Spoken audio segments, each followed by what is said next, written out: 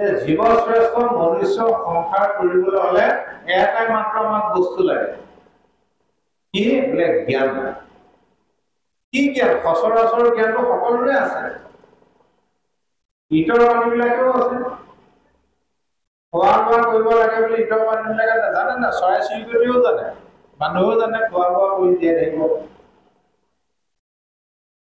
আকৌ ইটৰ মানুহবিলাকৰ নিদ্ৰা টোপনি আছে মানুহ শুৱে ইটৰ মানুহবিলাকৰ বংশ বৃদ্ধি কৰিব জানে মানুহেও জানে ইটৰ মানুহবিলাকৰ মৃত্যু ভয় আছে মানুহৰ আছে পৰুৱা এটা খাই দিলেচোন সিও দৌৰ পাৰে তাৰ মৃত্যু ভয় আছে মানুহৰ আছে এই সচৰাচৰ জ্ঞানটো সকলোৰে আছে কিন্তু জীৱ শ্ৰেষ্ঠ মনুষ্য এটা ইয়াৰ ওপৰঞ্চি এটা জ্ঞান লাভ কৰিব পাৰে কি তত্ত্ব জ্ঞান সেই তত্ত্ব জ্ঞানটো বোলে সত্ত্বগুণৰ দ্বাৰাহে লাভ কৰিব পাৰি জ্ঞানে জানিবা বুদ্ধ সত্ত্ব গুণতেহে মিলে তত্ত্ব জ্ঞান ঐ হেতু বিষ্ণু হইলা ভকতৰ ইষ্ট উপাধি বিশিষ্ট ফল ভুৱয় বিশিষ্ট উপাধি ৰূপক ঘোষণা কৰিলে ফলটো বিশিষ্ট নহয় উদাহৰণস্বৰূপে ব্ৰহ্মাক বোলে ঘোষণা কৰিছে হিৰণ্যকশিপুৱে ব্ৰহ্মাৰ পৰা কি কৰিব লাগিব তোমাৰ সৃষ্ট পানী যাতে নমৰো আকাশতো নমৰো পাতালতো নমৰো নহয় মৰ্ত্যতো নমৰো দিনতো নমৰো ৰাতিও ধৰে অমৰত্ব বৰ্ণনে বিকাশৰে কাম ঘোষণা কৰিলে শিৱক গাৰ মাংস কাটি কাটি অগ্নিত আহুতি দি শিৱক ঘোষণা কৰি আছে সিহঁত কৰিব মুণ্ডটোহে আছে এই মূৰটো যেতিয়া আহুতি দিবলৈ ধৰিলে অগ্নিত লগে লগে কিবা আবিৰ্ভাৱ হ'ল কলে গোপাল হ'ল বিকাপুৰ তোমাৰ স্তুতি প্ৰাৰ্থনা সন্তুষ্ট হ'ল তোমাৰ ভক্তিত সন্তুষ্ট হৈছে কি বৰ লাগে তোমাৰ বিকাপুৰে কলে প্ৰভু মোৰ প্ৰতি যদি সদয় হৈছা তেনে মোক এইটো বৰ দিয়া যাৰ মূৰতে হাত দিও কি যাতে ভস্ম হৈ গুচি গ'ল শিৱই ভাবি বুলি নাচালা তথাস্তু নিদিলে কৈ বৰ প্ৰতি যাবলৈ ধৰোঁতে বিকাপুৰে ধৰিলে নহয় কিবা প্ৰভু ৰূপে কি হ'ল তুমি যে মোক বৰ প্ৰতি দিলা তথাস্তু বুলি ক'লা প্ৰমাণ চাবলগীয়া হ'ব নহয় ক'লে বোলে নকলে দিয়া তোমাক মৰতে প্ৰথমতে হাতটো দিছ শিৱই ভাবিল সৰ্বনাশ এতিয়া মোটেই ভস্ম দিলে উভতি গ'ল বিকাপুৰে খেদি খেদি কৰি আছে ইফালে ভগৱানৰ কৃষ্ণই দেখিলে সৰ্বনাশ আজি শিৱক ৰূপত লটি লটি বিকাপুৰে লটি লটি লগাই দিছে ব্ৰাহ্মণৰ ভেদ ধৰি আহিলে বিকাপুৰৰ ক'লে কি কথা বৰ অপৰাধী শিৱক তুমি খেদি খেদি ধৰিব পাৰিব জানো তুমি দেখোন নিজৰ মূৰতে হাতটো দি চাব পাৰা বিকাপুৰ ভোলা ভাই বোলা নিজৰ মূৰতে হাতটো দিলে নিজে ভস্ম হৈ গুচি গ'ল আকৌ প্ৰহ্লাদে কাক ঘটনা কৰিলে বিষ্ণুৰ ঘটনা কৰিলে আমাক শাস্ত্ৰই দেখুৱাইছে চোৱা জয়ন্তত বিকাপুৰে শিৱক ঘটনা কৰে তেওঁলোকৰ গতিটো কি হ'ল হিৰণ্যকশিপুৰে ব্ৰহ্মাক ঘটনা কৰিছে তেওঁৰ কি গতি হ'ল প্ৰহ্লাদে বিষ্ণুক ঘটনা কৰিলে তেওঁৰ কি গতি হ'ল কোনটো গতি লাগে তথাপিও মানুহক খেলি মেলি হ'ব বুলি ভাগৱতত স্পষ্টভাৱে কৈ দিলে বাকীবিলাক বাদ দিয়া এক কৃষ্ণ দেৱ কৰিও কেৱ হৰিও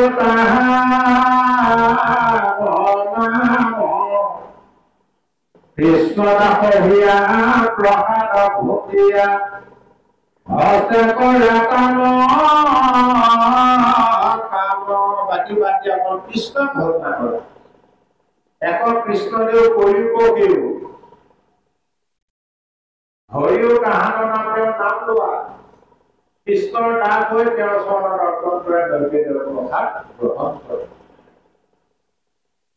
গতিকে এই তত্ত্বজ্ঞানটো লাভ কৰিবলৈ হলে আমাৰ ভাগৱতৰ ভাৱটোৱে কি বুলি কৈছে হা দীপ্তৌ শশীৰানন্দ শ্লোকত কি বুলি কৈছে মোহু লহু ৰচিকা ভূমি ভাবো আহা ভাবো হ'ব লাগিব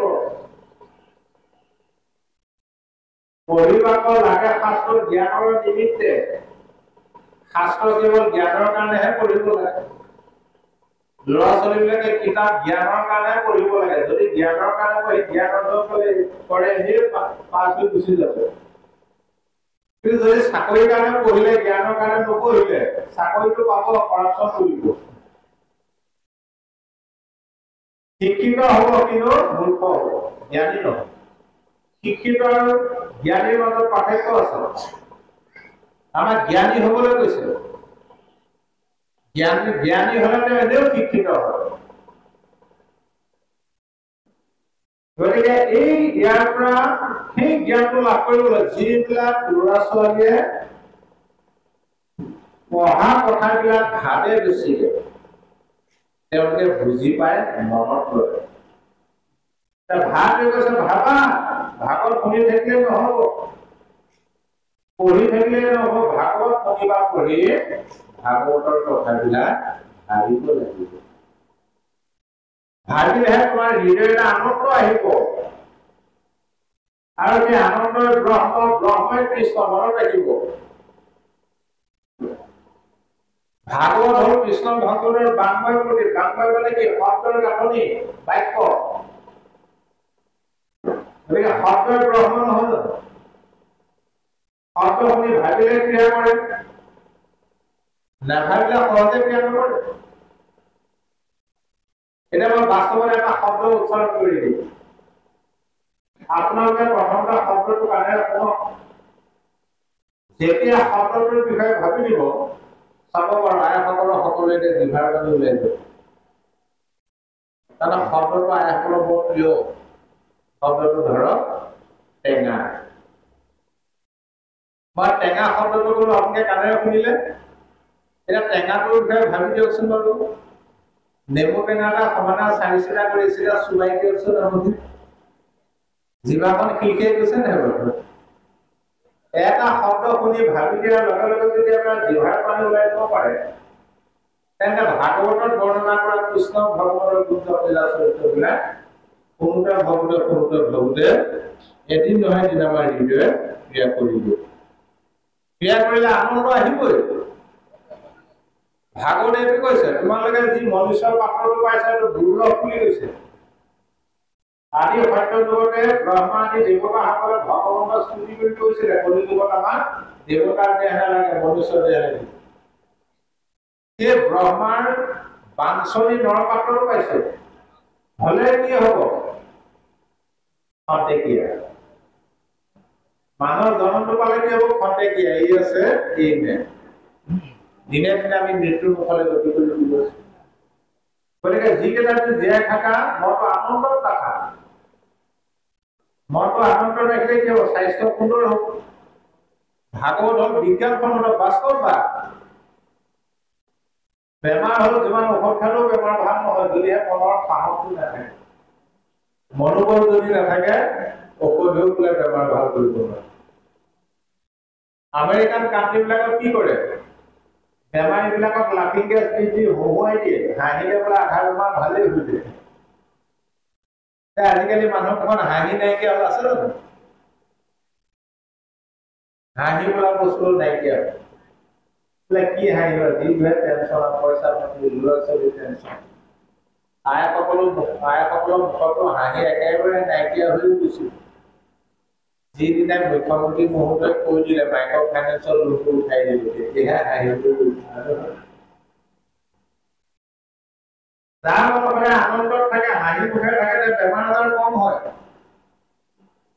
যাৰ মনে আনন্দত থাকে মাছ মাংস ঘিউ জুতি লগাই খাব নালাগে মচুৰ দালি পানী ঢেকীয়া ভাজি খাওক স্বাস্থ্য সুন্দৰ হ'ব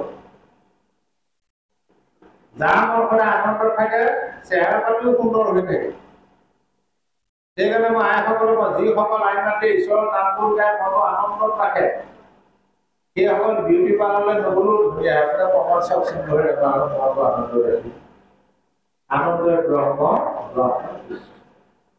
ভাগৱত শুনিলে মনলৈ আনন্দ আহিবই লাগিব কিয়নো ভাগৱত এনেকুৱা এটা মহাফল বেদৰ শাস্ত্ৰসমূহক এজোপা কল্পতৰু বৃক্ষ বুলি কৈছে। সেই বেদৰূপী কল্পতৰু বৃক্ষজোপাৰ এটাই মাত্ৰ মহান ফল লাগিছে, যাৰ নাম ভাগৱত। আৰু সেই ভাগৱতৰ ৰসটো পান কৰিবলৈ কেনেকুৱা? ও স্বাগতয় মৃতময়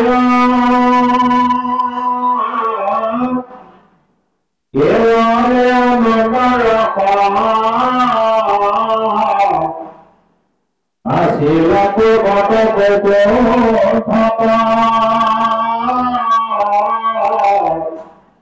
ঈশ্বৰতি পাতত আছে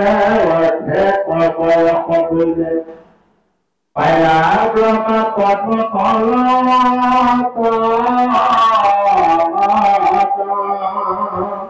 অমৃতৰে কোৱা যিমানে শুনিব সিমানে আপোনাৰ মনৰ যিটো আনন্দ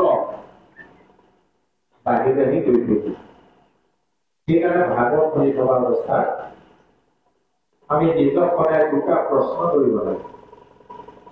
প্ৰথম প্ৰশ্ন, ভাগৱতৰ কথাবিলাক অমৃতৰ দৰে সোৱাদ লাগিছে নে নাই? দ্বিতীয় প্ৰশ্ন, ভাগৱত শুনাৰ ফলত মনলৈ আনন্দ আহিছে নে নাই? যদি দুটাৰ এটাও হোৱা নাই, ভাগৱত শুনি আমনিহে লাগিছিল, এটা জানবা আপোনাৰ পূৰ্বজন্মৰ কিবা বিকাৰ এটা আছে। যি মানুহৰ পূৰ্বজন্মৰ বিকাৰ থাকিব, সি ভাগৱত যিমান অমৃত হলেও পোৱা নাযায়। গোটেই জীৱনটো ভাগৱত শুনিলে তেওঁৰ মনলৈ আনন্দ নাহে। এতিয়া পূৰ্বজন্মৰ বিকাৰটো কি বাৰু? অনেক জনমে যাৰ আশ্ৰয় বিচাৰি পাইলে নাম কি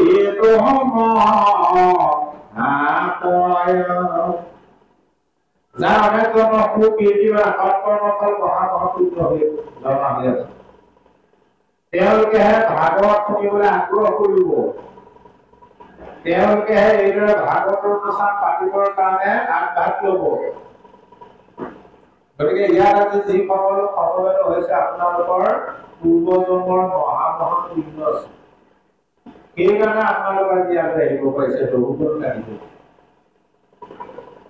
আৰু ইয়াৰ বিপৰীতে অনেক জনমে মহাপাপয়া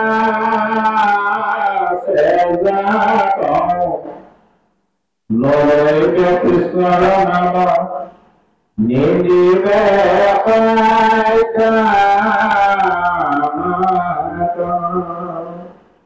যাৰ অনেক জন্মৰ অসৎ কৰ্মফল মহা পাপ জমা হৈ আছে, তেওঁলোকেতো নিজে ভাগৱত নুশুনে, আনে শুনিবলৈ গ'লেও নিন্দাহে কৰিব, বাধাহে দিব। কিন্তু কিয় হব? ভাগৱতে কৈছে যে কলিযুগত কলিয়ে কি কৰিছে? অসৎ কৰ্মৰ দুৱাৰবিলাক মুকলি কৰি থৈ দিছে। কলিয়ে কিন্তু সৎ কৰ্মৰ দুৱাৰখন সদায় বন্ধ কৰিলে, মানুহক সৎ কৰ্ম কৰিবলৈ নিদিয়ে। সকলোবিলাক তেওঁ কবলৈ আনিবলৈ বিচাৰে। বাস্তৱত প্ৰমাণ চাব, শান্তি গাহৰি খাবলৈ মানুহে ভয় কৰে, বোলে গেছৰ প্ৰব্লেম, গাখীৰ খাবলৈ ভয় কৰে, মানুহে গেছৰ প্ৰব্লেম নাই বুলি।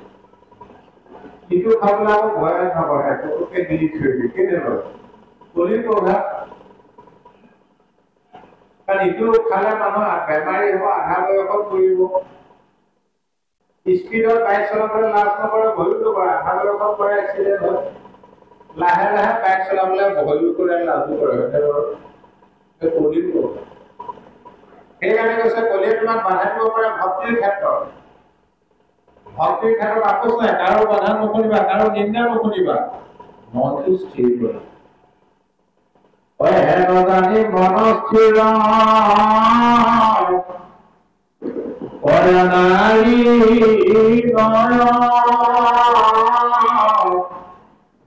নিন্দিলেও নেৰিবা ভক্তি মাধৱ। নিন্দা কৰিলেও বাধা দিলেও মাধৱৰ ভক্তি নেৰিব। কলিয়ে তোমাক বিভিন্ন ৰকম বাধা দিব পাৰে। পিতৃ মাতৃৰ ৰূপত, ককাই ভাই বংশ বোলে নিশ্চিত মিত্ৰ কৰি মাধৱৰ কোনো বাধা দিব। কোনে কোনে কি বাধাৰ সন্মুখীন হৈছিলে কেনেদৰে অতিক্ৰম কৰিছিলে তাৰ নিদৰ্শন আমাৰ শাস্ত্ৰই দেখাই দিছে চোৱা গুৰু ত্যাগক কৰিলে তিৰু চৰণে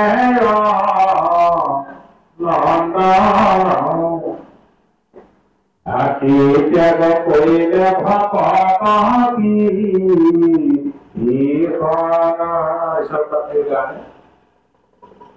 বিৰোচনৰ পুত্ৰ বলিয়া নিজৰ কুলবোৰ শুক্ৰ চেন্দ্ৰকে ত্যাগ কৰিলে বিভীষণে ঈশ্বৰ প্ৰাপ্তিৰ কাৰণে ককাই ভাই ত্যাগ কৰিলে প্ৰহ্লাদে কৰিলা ত্যাগ আপোনাৰ পিতা ভগৱান ঘৰতে জীৱনী জমাতা প্ৰহ্লাদে নিজৰ পিতৃক ত্যাগ কৰিলে ভৰতে নিজৰ মাতৃক ত্যাগ কৰিলে গোপীগণে স্বামী ত্যাগ ভাগৱতে শুনি সৰ্বদেৱ ত্যাগ কৰিলে ভিগুৱা ভিগুৱাদিমুনিয়ে দেৱ দেৱতাৰ সংগই ত্যাগ কৰিলে গোকুলৰ গোপীসকলে নিজৰ স্বামীকে ত্যাগ কৰিলে ত্যাগ মানে আকৌ আইসকলৰ ভুল নগৈছিল স্বামী ত্যাগ মানে কাজিয়া লাগি মাকৰ ঘৰলৈ ভূমিকাৰ কথা কোৱা নাই আপুনি ভাগৱতলৈ আহিবলৈ ওলাইছে তেনেকুৱা যে আপোনাৰ স্বামী বাধা দিয়ে মোক গুৰু আহিব মাংস আনিব বনাব লাগে খাব লাগে এতিয়া আপুনি ক'ব পাৰিব লাগিব সকলো ক্ষেত্ৰত বাধা দিব ভক্তি বাধা কিয়নো আপুনি যেতিয়া সংকলন কৰিব আপোনাৰ ভক্তিহে ৰক্ষা কৰিব বাকী কোনেও ৰক্ষা কৰিব নোৱাৰে ধন পইচা বুলি সকলো থাকি যাব দেখি তাৰপিছত বিদুৰে কৰিলা ত্যাগ নিজ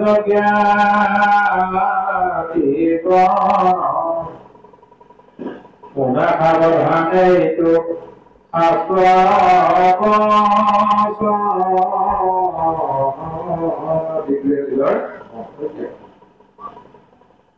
ত্যাগ মানে এইটো কথা কোৱা নাই মনেৰে ত্যাগ ধৰ্মৰ উপদেশ ত্যাগ যদি নহয় আমিও ত্যাগ কৰিব পাৰিম যেতিয়া ভাগৱতৰ কথাবিলাক ভাবি হৃদয়ে যেতিয়া ভাগৱতে ক্ৰিয়া কৰিব সেই ভাগৱতৰ অমৃত ৰসৰ যিটো আনন্দ আহিব হৃদয়ত সেই বাকীবিলাক নিজে নিজে দূৰ হৈ যদি নহয় এই ভাগৱত পৃথিৱীত প্ৰথম কোনে শুনিবলৈ পালে ৰজা পৰীক্ষিতে কিয় কেনেদৰে শুনিবলৈ পালে যেতিয়া ৰজা পৰীক্ষিত মানে পাণ্ডৱৰ নাতি আছিলে ৰজা পৰীক্ষিত ৰাজ্যভাৰ চমজাই পঞ্চ পাণ্ডৱ যেতিয়া গুচি গল তেতিয়া ৰজা পৰীক্ষিত কি হল সাপাগ্ৰস্ত হল কাহিনীটো নকওঁ পাৰ্মিক মুনিৰ পুত্ৰ শৃংগী মুনিয়ে সাপ দিলে ৰজা পৰীক্ষিত চিকাৰ কৰি গৈ থাকোতে দুৰ্ঘৰ অৰণ্যত প্ৰৱেশ কৰিলে হৰিণা বহুৰ পাছে পাছে খেলি যাওঁতে ভাগৰ লাগিলে পিয়াহত অন্ধামুন্ধ শুকাই গল পাৰ্মিক মুনিৰ আশ্ৰমত সোমালগৈ পাৰ্মিক মুনি সেইটো সময়ত ধ্যানত পঢ়ি আছিলে ৰজা পৰীক্ষিতে কেইবাবাৰ মাতিলে পিয়াহ লাগিছে পানী পানী পানী পাৰ্মিক মুনি ধ্যানত থকাৰ কাৰণে কাণেৰে নুশুনিলে ৰজা পৰীক্ষিতৰ খং উঠিলে মোৰ কথা কোনেও নুশুনা ভাৱ ধৰিছে বুলি মৰা সাপ এডাল ডিঙিত ওলমাই থৈ গুচি গল পাৰ্মিক মুনিৰ পুত্ৰ শৃংগী মুনিয়ে আকৌ লগৰীয়াৰ লগত খেলি আছিলে আহি যেতিয়া বাপেকৰ এই অৱস্থাটো দেখিলে খুব খং উঠিলে খঙৰ ভমকত কৈ দিলে যিজনে এই কামটো কৰিছ তেওঁ 7 দিনৰ ভিতৰত তক্ষকে দংশন কৰিব অৰ্থাৎ সাপাইটি মাৰিব চন্দ্ৰসাপ দি দিলে পৰীক্ষিতক যেতিয়া খবৰটো দিলেগে পৰীক্ষিতৰ মন প্ৰথমতে ভয় ভাৱ আহিল পৰীক্ষিতৰ মনলৈ। এতিয়া ধৰক আপোনাক যদি আজি কোনোবা জুতি এজনে কৈ দিয়ে আপোনাৰ কপালখনো চালো, হাত দুখনো চালো, অহা 7 দিনৰ ভিতৰত আপোনাৰ সাপে খুটি মৰা আছে, আপোনাৰ কেনেকুৱা লাগিব? ৰজা পৰীক্ষিতক সেই একেটা বছৰে তাৰ মনতে ভাবিলে 7 দিনৰ ভিতৰত মৰিলে যেতিয়া ৰাইজৰ ধন সম্পত্তি কি প্ৰয়োজন আছে? এই তেওঁৰ পুত্ৰ জন্মেজয়ক ৰাজ্যভাৰ চমজাই তেওঁ সৰজু নদীৰ তীৰলৈ গুচি গ'ল, গংগা নদীৰ তীৰ। এই খবৰটো যেতিয়া পৃথিৱীত প্ৰচাৰ হৈ গ'ল, তেতিয়া পৃথিৱীত যিমানটা ঋষি মুনি আছিলে সকলোবিলাক সমবেত হৈছে। 60,000 ঋষি মুনি সমবেত হোৱা বুলি আমি শুনিছো। এতিয়া ঋষি মুনিবিলাক যেতিয়া সমবেত হ'ল, সেই ঋষি মুনিসকলক উদ্দেশ্য কৰি লক্ষ্য কৰি ৰজা পৰীক্ষিতে মাত্ৰ এটা প্ৰশ্ন কৰিছিল, কি কৰিবে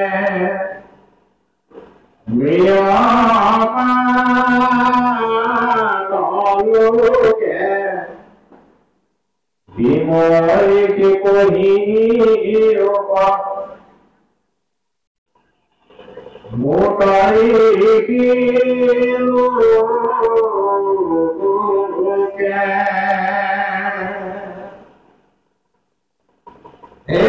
মহান ঋষিসকল, মোৰ যিসকল নিয়মান লোক, মৃত্যুমুখী লোক, অৰ্থাৎ আমি নিয়মান লোক, আমি গৈ আছো মুহূৰ্তে মুহূৰ্তে মৃত্যুৰ মুখত।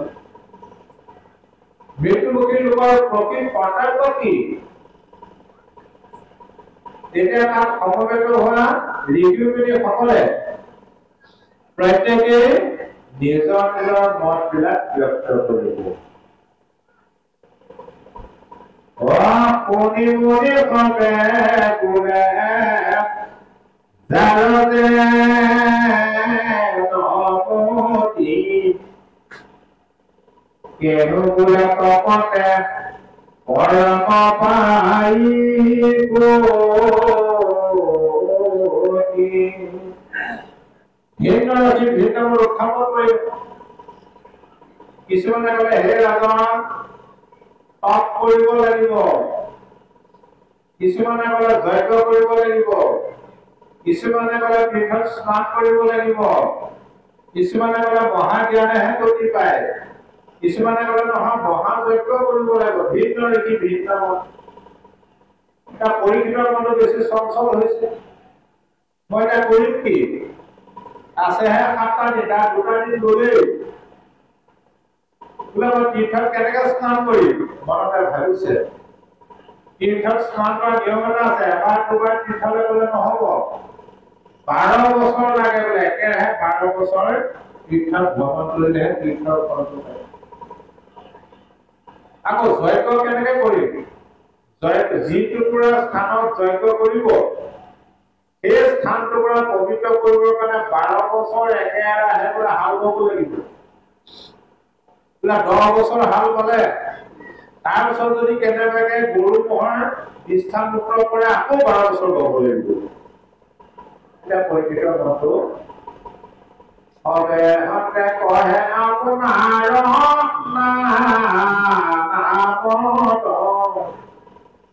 হেন কোন স্থিৰানো হে ৰাজাৰ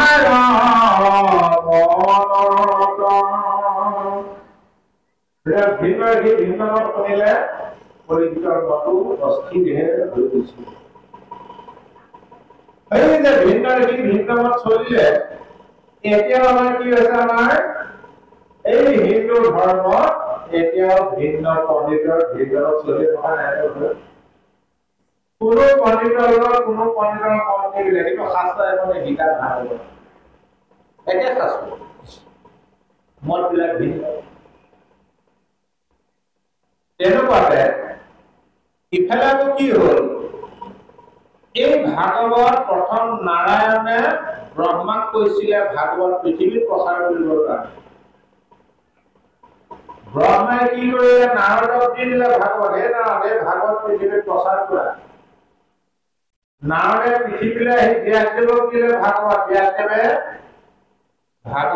ব্যাসদেৱৰ দিনত ভাগৱত লিখিত ৰূপ পাইছে। ব্যাসদেৱে লিখিত ৰূপ দিলে। ব্যাসদেৱে কি কৰিলে, তেওঁৰ পুত্ৰ শুকদেৱক দিলে। মইনো কি ভাগৱত প্ৰচাৰ কৰি বৃদ্ধ বয়সত তোমাকে দিলো ঈশ্বৰৰ আজ্ঞা, তুমি পৃথিৱীত ভাগৱত প্ৰচাৰ কৰিব। শুকদেৱে ভাগৱত পালে, পাই মনে মনে ভাবি আছো মই অকলে অকলে পৃথিৱীত কেনেকে প্ৰচাৰ কৰিম এতিয়া। তেনেকুৱাতে দেখিলে সুবৰ্ণ কুণ্ডু ৰজা পৰীক্ষিত শাপাগ্ৰস্ত হল। গোটেই পৃথিৱীৰ ঋষি মুনিবিলাক সমবেত হৈছে। গতিকে মই এইটো সুবিধাতে ভাগৱত কম দিলো। এইবুলি জুলুঙাত ভাগৱত উপস্থিত।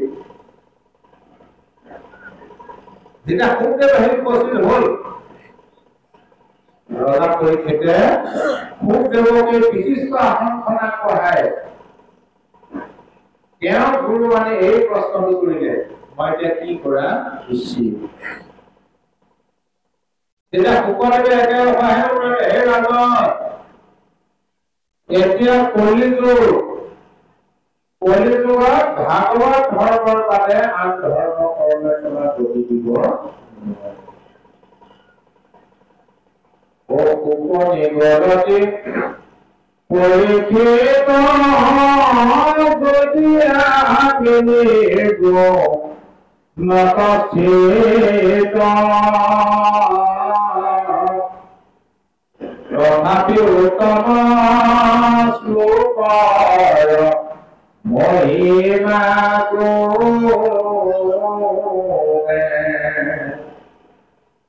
কৰিলে কপুৰ কৈছ চিত্ৰ ভাগৱত গ্ৰন্থ বিপৰীত পৰম আনন্দে পঢ়িলো মইয়া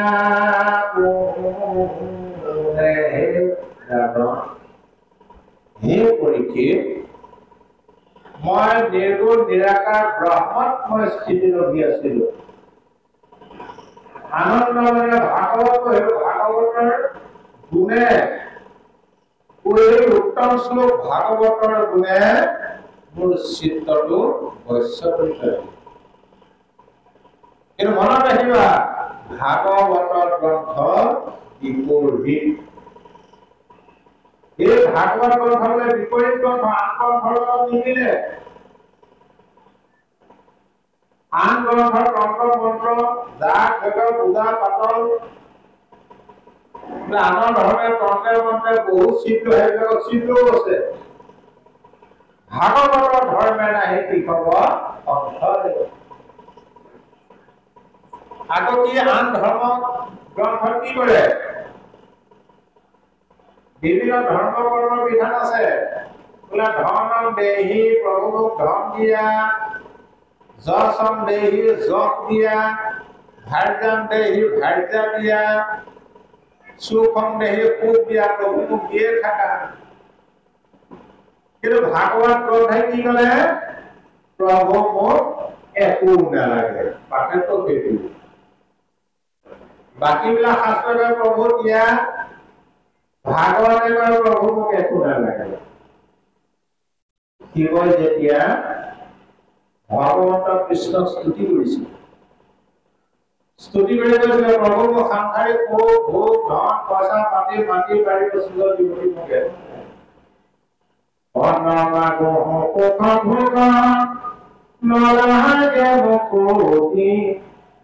তোমাৰ চৰণে মাত্ৰ থাকো ভগৱতী।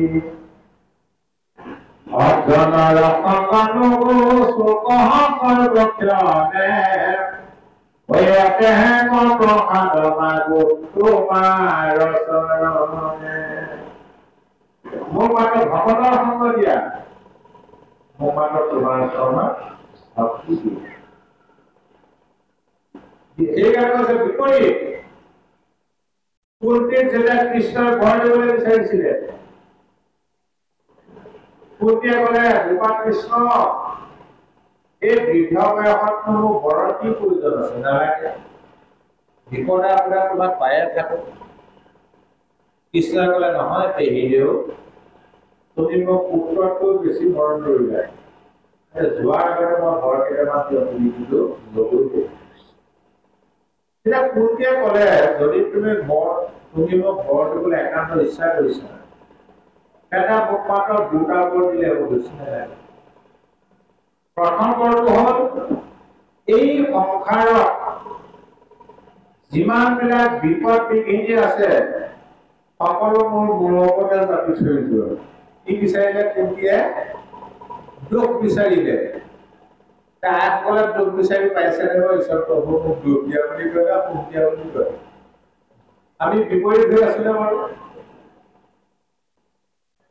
কেলে দুখ বিচাৰিলে? কেহি কেহি আপদ আমাৰ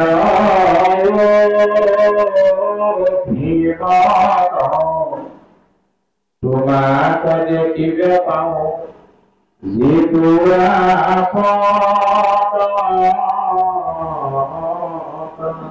কিয়নো শ্ৰী ভৈলে ভুল মন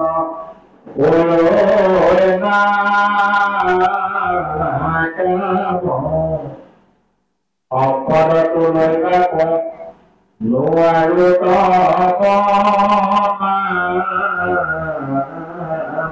ভাল দিন আহিব, পইচা পাতি অভাৱ অনাটন নাই, এতিয়া ঈশ্বৰৰ দৰকাৰ হ'ব নহয়। যেতিয়া দেহত বেমাৰো হ'ল, ডাক্তৰৰ ওচৰলৈ গ'ল, বেমাৰ ভাল হ'ল, পইচা পাতিও টনাটনি হ'ল, তেতিয়াহে ঈশ্বৰৰ দৰকাৰ। প্ৰথম দৰ। দ্বিতীয়বাৰ মই যিমান বিপদত পৰিলেও মোৰ মনটোৱে তোমাৰ দুখানি চৰণ এৰি যাতে আন দেৱ দেৱতালৈ ধাৱমান নহয়। আনৰ দেৱ ধৰ্মৰ নজাওক প্ৰমতি তোমাৰ চৰণে হওক নিৰন্তৰে গতি।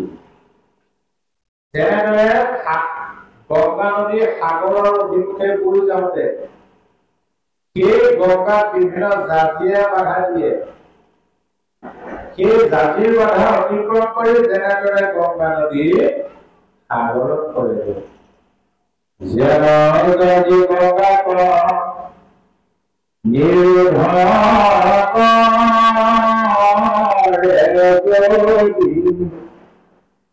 তথাপিতো সাগৰত পৰে দেৱ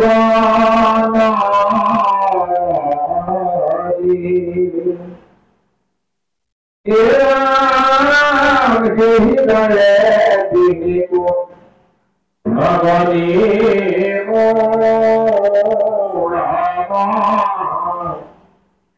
সদায় স্বৰূপ মাত্ৰ তোমাৰ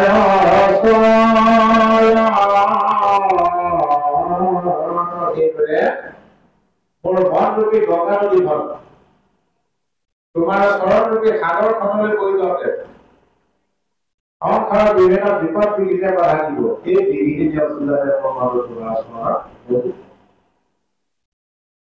আৰু এই বিজ্ঞানসন্মত কথা এইটোৱেই, মানুহে ঈশ্বৰক কি বিচাৰে বাৰু? দুখ আৰু অশান্তি বিচাৰে নে? সুখ আৰু শান্তি বিচাৰে, হয়নে বাৰু? বিচৰাটো বেছিকে পায় নে নিবিচৰাটো বেছিকে পায়?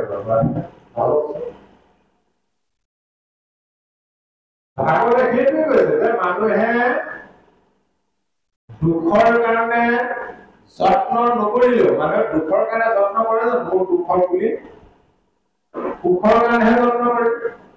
দুখৰ কাৰণে মানুহে যত্ন নকৰিলেও যেনেদৰে মানুহৰ জীৱনলৈ দুখবিলাক নিজে নিজে নামি আহে, তাতো সুখৰ কাৰণেও যত্ন কৰিব নালাগে, সুখবিলাক নিজে নিজে আহিব। আমি মাত্ৰ যত্ন কৰিব লাগে ভক্তিৰ কাৰণে। দুখক লাগিয়া দেহ নপুৰুষে একো যত্ন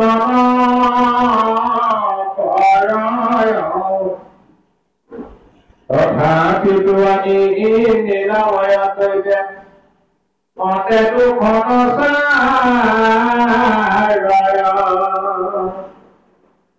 অসীমতে জানা কুকুৰা কিনিলে দুখবোৰ সেতে তীক্ষ্ণে আকে লাগি যত্ন কৰিব নালাগে দেখিও বিচাৰি মনে ঠিক সেইদৰে আমি পোখৰ কাৰণে যত্ন কৰিব নালাগে পোকবিলাক নিজে নিজে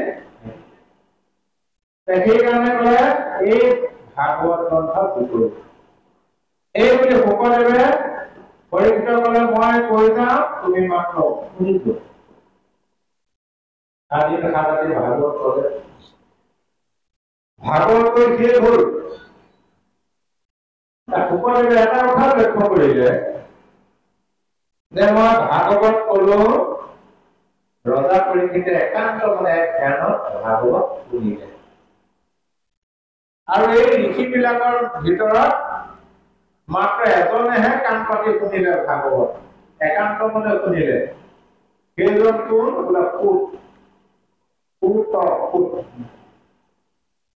তেওঁ বয়স হলটো কম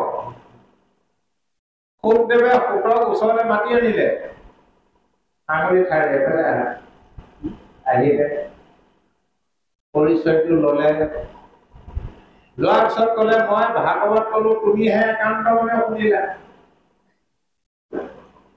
গতিকে তোমাক মই আশীৰ্বাদ কৰিছো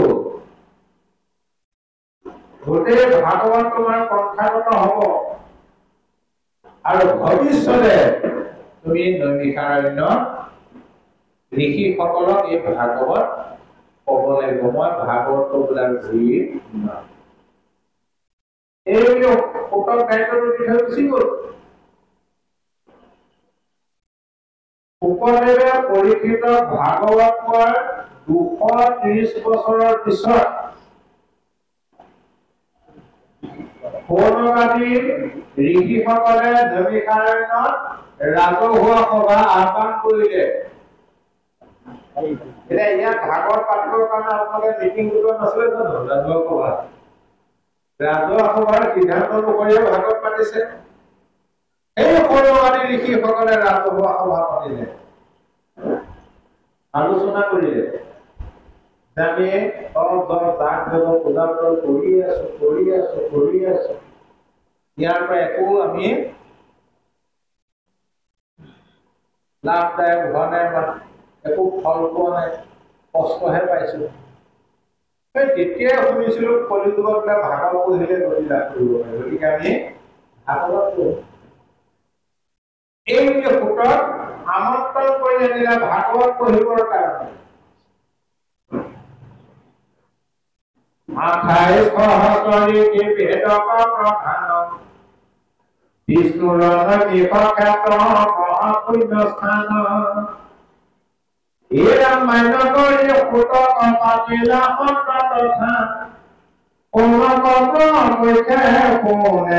ভাগৱত কথা এটা সুতৰ মুখেদি পৌৰবাদী 28,000 ঋষিমুনিয়ে ভাগৱত শুনিছে দাদা শুকদেৱে পৰীক্ষিত হোৱা ভাগৱতৰ কথাবিলাক এতিয়া সুতে পৌৰবাদী ঋষিসকলক কৈ আছে আমি শুনিছো পৌৰবাদী ঋষিসকলে কিয় ভাগৱত শুনিবলৈ আগ্ৰহ কৰিলে তাৰ কথাটো কব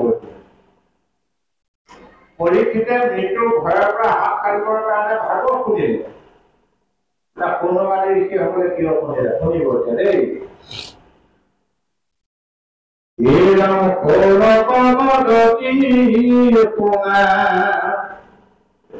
উতমহামানী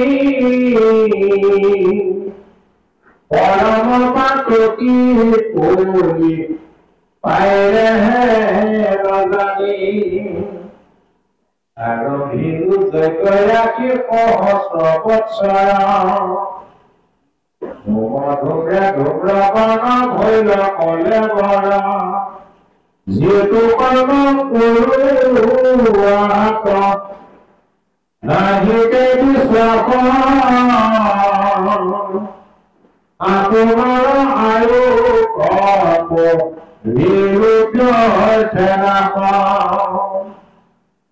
আমাৰ প্ৰতি তুমি চিন্তি উপহিত পৰায়ুক পান কৃষ্ণ চৰিত্ৰয় মৃত পৰম ঈশ্বৰ কৃষ্ণ দেৱ নাৰায়ণ তানে মহাভক্তি ইটো শ্ৰৱণ কীৰ্তন ইহা কোন জানি আন কৰ্ম কৰিব কৃষ্ণ কথা শুন যেন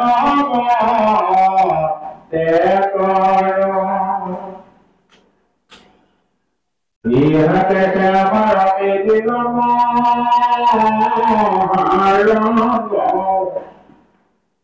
তুমি হেল মহত পাইলো ভাগ্যে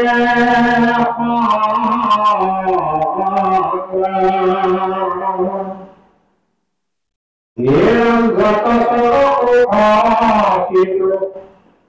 মই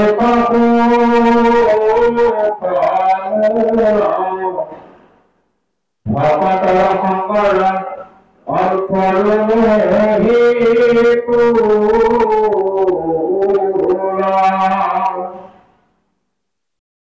আকাশে সংসারে রবির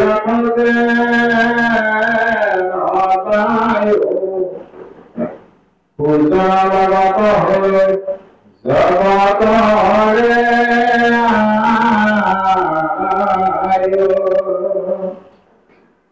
এরমে বচনে দিত বলে কৃষ্ণ কথা তার বিনে আমার জীবন যাই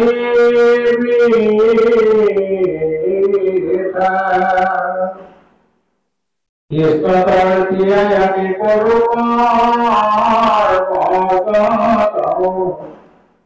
ঠাকুরানা বিধি আছে জানিল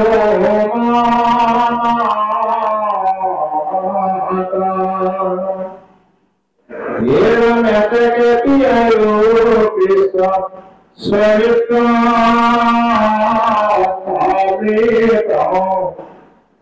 শ্রবণ মাত্রকে যেন অকৃত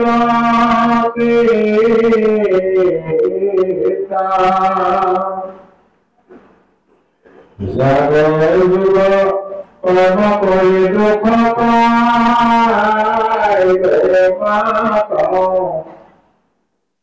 আরে কহিব মহা ভাগবত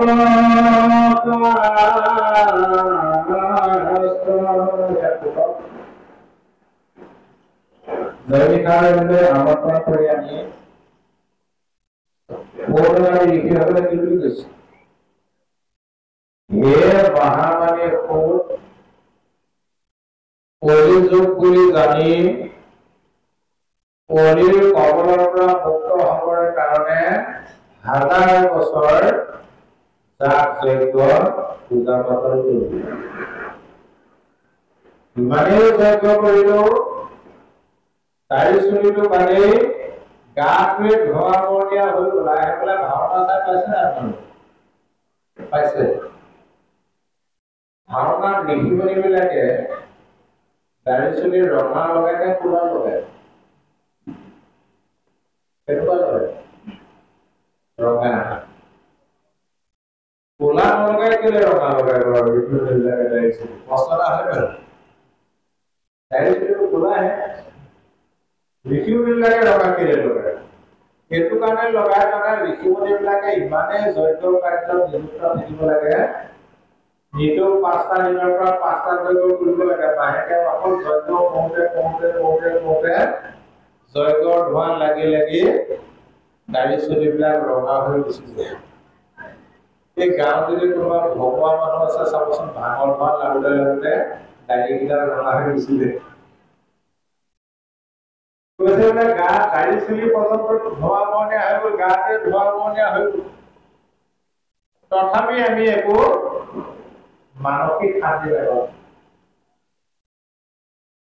যদি আমি কৃষ্ণৰ চৰণত অৰ্পণ কৰি কৰ্মবিলাক কৰিছিলো তাত বহুত বিঘিনি আছে প্ৰমাণ পাই গলো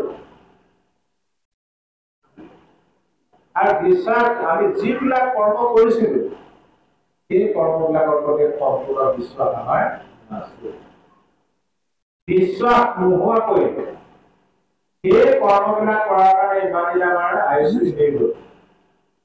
গতিকে যিবিলাক কামত আপোনাৰ বিশ্বাস নাই সেইটো নকৰিব, একো লাভ নহয়। গতিকে আমি এই কৰ্মৰ প্ৰতি বিশ্বাসটো একেবাৰে হেৰাই গুচিলো। ফল এটা পালো। কি ফল পালো? জাগৰ যুগৰ যজ্ঞ কৰি দুখ পাইলো মাত্ৰ, অকল দুখ আৰু প্ৰিয় ফল। কৰ্মতয় আমাৰ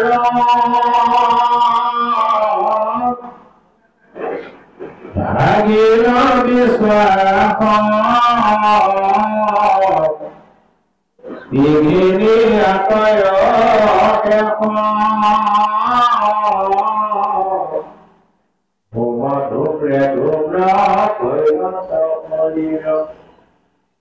পাইলো মাত্ৰ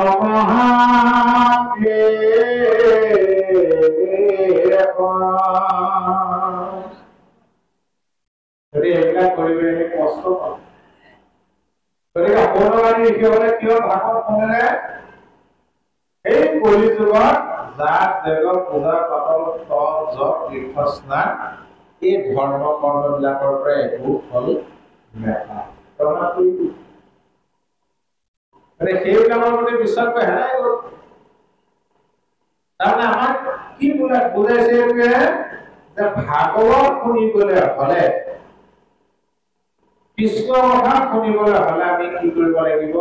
সেই আগৰ সেই ধৰ্ম কৰ্মবিলাকৰ প্ৰতি যিটো বিশ্বাস আছিল, নিষ্ঠা আছিল, সেই বিশ্বাসটো আমি লৈ আনিব লাগিব কৃষ্ণৰ কথা।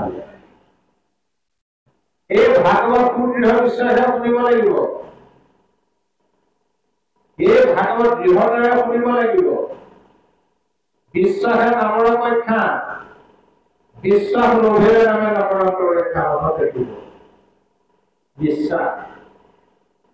গতিকে ঈশ্বৰক বিশ্বাস কৰিবলৈ হলে, ৰামক বিশ্বাস কৰিবলৈ হলে, ভাগৱতক বিশ্বাস কৰিবলৈ হলে আমি কিন্তু অন্ধবিশ্বাসবিলাক এৰিব লাগিব।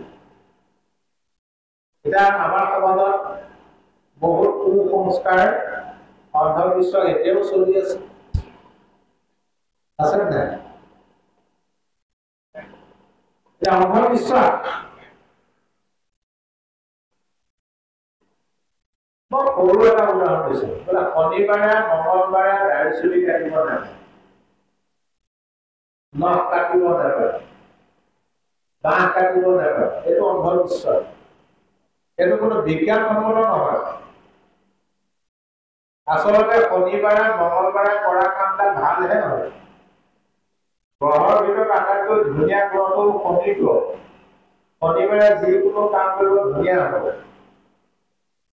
আকৌ মঙ্গলবাৰক অমঙ্গল কৰি পেলাব নাপায়। তো মঙ্গলবাৰে কাম কৰিলে মঙ্গলহে হয়। আবেলি দাড়ি চুলি নখ কাটিব নাপায়, বিজ্ঞানসন্মত কথা। মানুহে আহাৰ খোৱাৰ পিছত দাড়ি চুলি নখ কেতিয়াও নাকাটিব, চকু দৃষ্টি কৰিব।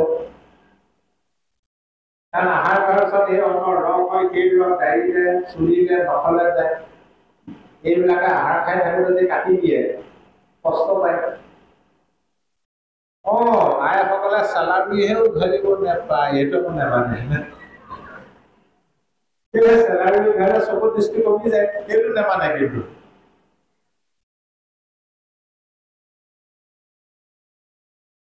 আগতে এতিয়া আইসকলে কি আছিলে? আৰু এটা অন্ধবিশ্বাস আছিলে, বোলে স্বামীৰ নামটো কাঢ়িব নাপায়, হয়নে বাৰু? আপোনালোকৰ দিনত আছিলে, এতিয়াও আছে। আজিকালি তই বুলিয়ে মাতে, নাই বাৰু। কিন্তু নামটো স্বামীৰ নামটো কাঢ়িব নাপায়, সেইটো হলেও কিন্তু অকণ বিপদত পৰিব। এগৰাকী আই পৰিলে নহয় বিপদত। তেওঁৰ স্বামীৰ নাম আছিলে গোবিন্দ। গোবিন্দ গোটেই অঞ্চলটোত মানে নাম প্ৰসংগ কৰি ঘূৰি ফুৰে। আইগৰাকীও নামতি, গোবিন্দৰ নামতি। এবাৰ মানে গোবিন্দ মানে কি ৰাজহুৱা অনুষ্ঠানৰ নামৰ দায়িত্ব আছিলে, অসমৰ দায়িত্ব। তেওঁ ছদিন লাগি মাতটো বহি আছিলে। আইগৰাকী ক'লেহে যে হেৰা তোমাৰ আমুকবাৰে ক'ৰবাত নিমন্ত্ৰণ আছে বোলে, নাই মোৰ লগতে ওলাবা আহি আমুক গাঁৱত মানে নাম ৰাজহুৱা নামঘৰত নামৰ দায়িত্ব আছে, মোৰ মাতটো ভাগি আছে, তুমি আইসকলৰ লগত বহি অলপ টানি দিলে নামষাৰ উঠি যাব। হ'ব গোবিন্দ আইগৰাকী চাইকেলত ইয়াতে জাপ মাৰি বহি যাওঁ চাই গ'লি নামৰ গোবিন্দ নামৰখনত বহি আইগৰাকী আইসকলৰ মাজত বহুৱাই দিলে। বহুৱাই পেলাই ইংগিতটো দিলে, লগাই দিলে নাম জয় হৰি গোবিন্দ। আইগৰাকীয়ে মুখেৰে মাতিলে নহয়। মনে মনে ভাবিছে এই কথাকেহে দিবলৈ পালে, বেলেগ কথা দিয়া হ'লেও হয়। তাৰপিছত গোবিন্দ আকৌ মনে মনে ভাবিলে দ্বিতীয় কীৰ্তনটো কৰিলে মানে চমুৱে ভালকে দিওঁ আমাক ওলাব। আইগৰাকী ইমান কিলো ধৰিবলৈ তেওঁ ধৰি নিদিলে। ওচৰৰ আইগৰাকীক ধৰিলে নহয়, আপোনাৰ গা ভাল নহয় নি বোলে, ভাল বাজনা নামষাৰ দিছে, মাতো ভাগি আছে, আপুনি ধৰি দিবচোন, কেলে নধৰিব, এইবাৰ ধৰিব দেই বোলে, এইবাৰ ধৰিম। পিছৰবাৰ কীৰ্তন দিলে গোপাল গোবিন্দ চুটি চাই দি দিলে, সেইবাৰো আইগৰাকীয়ে নগোৱা হ'ল। কাষৰ গৰাকীয়ে এনেকে কিলাকুটি মাৰিবলৈ ধৰিলে নহয়, সেই আপুনি গাবলি দিয়ে আপুনি নাগালে আমি গাব। 4-5মান যোৱাৰ পিছত আইগৰাকীয়ে বাধ্য কৰি গালেগে আৰু পিছত গোপাল নিজৰ কৃষ্ণৰ চৰণে তথাপি গোবিন্দ নাগালে, এইটো অন্ধবিশ্বাস। গতিকে এই অন্ধবিশ্বাস কুসংস্কাৰবিলাক এৰি এই নামক বিশ্বাস কৰিব লাগে, তেতিয়াহে নামে আমাক উদ্ধাৰ কৰিব। আৰু ইয়াক কৈছে যে বৈকুণ্ঠৰ শাস্ত্ৰ, ইয়াৰ মূল সাৰটো কি, মূল ভাৱটো কি, কৃষ্ণ ভক্তি। কিন্তু এইটো নকৰি আমি আন কৰ্মহে কৰিছো, এনেই কৰিছো। গতিকে ভাগৱত কোৱা জাগত যুগ যজ্ঞ কৰি দুখ পাই মাত্ৰ আগে কহিও কৰ্ম ভাগৱত।